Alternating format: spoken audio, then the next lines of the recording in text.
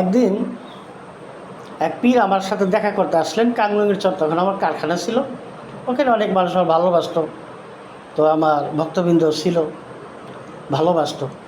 তো উনি এসে আমার বলতেছে যে আমি সিস্টিয়ার তরিকা।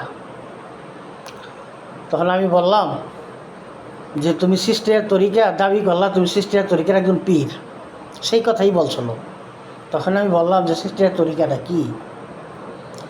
তুমি এসে 4টা তরিকা বললা, শরীয়ত, মারফত, হাকিকত, তরিকত, কিন্তু সিস্টিয়ার তরিকাটা কি? তখন সে উত্তর দিতে পারল না। সে আমারে বলল যে উত্তরটা আপনিই দেন।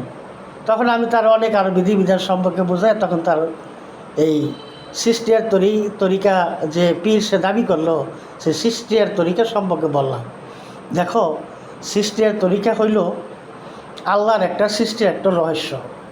আল্লাহ পাক রব্বুল আলামিন তার এমন কিছু প্রিয় বান্দাকে পৃথিবীতে প্রেরণ করে যে তাকে আলিকি শক্তি দিয়ে প্রেরণ করে। সে মানুষের দেখতেছে সে খারাপ কাজে লিপ্ত আছে, কিন্তু সে যা করে আল্লাহ প্রদত্ত কাজ করে। আর হযরত মুসা আলাইহিস সালাম এবং খাজির আলাইহিস সালামের সাথে যখন দেখা করতে গেলেন, এটার বিধান অনেক লম্বা। তখন হযরত মুসা আলাইহিস সালাম ছিলেন শরীয়তের নবী, হযরত খাজির আলাইহিস সালাম ছিলেন আল্লাহর সৃষ্টির একজন রহস্যময় নবী। সেই জন্যে খাজির আলাইহিস সালাম আপত্তি করছিলেন যে আমার কাজকর্ম আপনি পছন্দ করতে পারবেন না, সহ্য করতে পারবেন না, কারণ আমি সৃষ্টির একজন রহস্যময় নবী আল্লাহর, আর আপনি হলেন শরীয়তের নবী।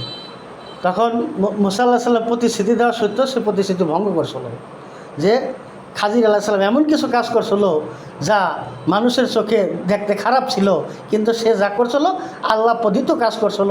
তখন সেই লাস্ট পর্যায়ে সে মুসা আলাইহিস সালামকে যখন বুঝাইলেন, তখন দেখে না, সে যা করছে সঠিক কাজ করছে। এই জন্যে বলছি সৃষ্টির তরিকা হইল আল্লাহর সৃষ্টির একটা রহস্যময়। তুমি যে সৃষ্টির তরিকা পীর দাবি করলা, সৃষ্টির তরিকা জিনিসটা তোমার এখন তুমি জানা, সেই জ্ঞান অর্জন হয়, আর তুমি দাবি করলা তুমি সৃষ্টির তরিকা একজন পীর। তখন সে আমার হাত ধইরা সে সিলিন্ডার কইরা তারপরে গরু বইলে সম্মান করে সে গেল।